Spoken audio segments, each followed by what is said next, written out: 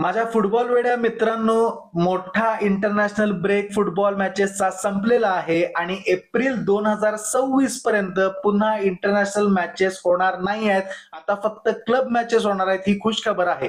या वर्षाच्या शेवटी डिसेंबरला आणि जानेवारीच्या पहिल्या काही दिवसात एक मोठी सुट्टी घेतली जाते वेगवेगळ्या लीगच्या अनुसार, परंतु क्लब मॅचेस आता एप्रिल पर्यंत चालू राहणार हे नक्की. आणि आज शनिवार 22 नोव्हेंबर 2025 प्रीमियर लीगच्या 3 महत्वाच्या मॅचेस आहेत.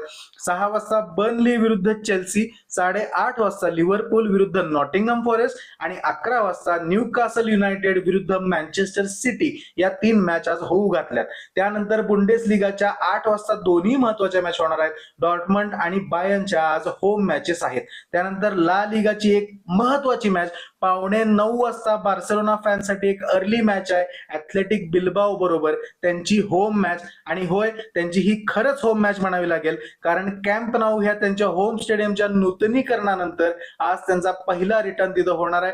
45,000 प्रेक्षक आज त्यांनी उघडून हे स्टेडियम ओपन केलेलं आहे त्यांच्या पहिल्या होम लीग मॅच साठी. आणि यानंतर मी टॉप 5 लीगचे आत्ताचे पॉइंट टेबल देतोय, कोण टॉपला आहे तुम्ही बघू शकता. अशा कंटेंटसाठी दैनिक फुटबॉलला फॉलो करायला विसरू नका.